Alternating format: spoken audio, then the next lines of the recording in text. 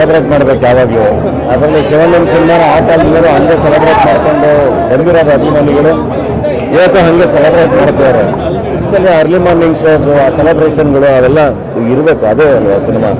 And ಒಂದು ಬೇರೆ ಕಿರಣಗಳು ತರದ ಪಾತ್ರ. ಆ್ಯಂಡ್ ಶಿವಣ್ಣ ಅವ್ರನ್ನ ಮೊದಲಿಂದ ಹಾಗೆ ಸೆಲೆಬ್ರೇಟ್ ಮಾಡಿರೋದು, ಸೊ ಅದ್ರ ಮಜಾನೇ ಬೇರೆ.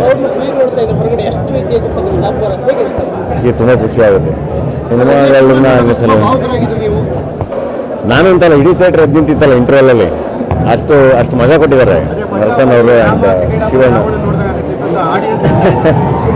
ಅಲ್ಲ, ಈಗ ಒಂದು ಪಾತ್ರ ಬೇರೆ ಕಿರಣಗಳ ಥರದ ಪಾತ್ರ, ಇವಾಗ ನಾವು ಮಸ್ತಿಲ್ ನೋಡಿದ ಪಾತ್ರ ಯಾಕಂಗಿತ್ತು ಆಯ್ತು ಅನ್ನೋದಕ್ಕೊಂದು ಅದ್ಭುತವಾದ ಕಥೆ ಕಟ್ಟಬೇಕಲ್ಲ, ಅದನ್ನು ನರ್ತನ್ ತುಂಬ ಚೆನ್ನಾಗಿ ಕಟ್ಟಿದ್ದಾರೆ. ಎಲ್ಲರೂ ಎಲ್ಲರೂ ಒಂದು 70% ಥಿಯೇಟ್ರ್ ಬ್ಲ್ಯಾಕ್ ಆ್ಯಂಡ್ ಬ್ಲ್ಯಾಕ್ ಎಲ್ಲ ಇರ್ತೀವಿ. ಸೆಲೆಬ್ರೇಟ್ ಮಾಡಬೇಕು. ಅದಕ್ಕೆ ಈಗ ನಾವು ಮಾಸ್ ಸಿನಿಮಾಗಳು ಅಂದರೆ ನಾವು ಹಂಗೆ ನೋಡಿ ಅಭ್ಯಾಸ ನಮಗೆ. ಸೊ ಇದೇ ಮಸ್ತಿನ ಶ್ರೀನಿವಾಸ ಥಿಯೇಟ್ರಲ್ಲಿ ಅರ್ಲಿ ಮಾರ್ನಿಂಗ್ ಶೋ ನೋಡಿದ್ವಿ.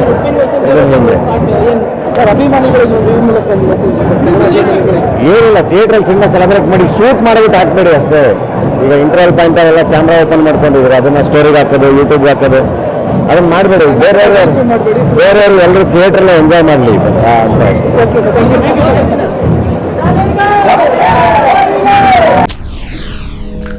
SS TV ಸಿನಿಮಾ ಜಗತ್ತಿನ ಕ್ಷಣ ಕ್ಷಣದ ಸುದ್ದಿಯೊಂದಿಗೆ.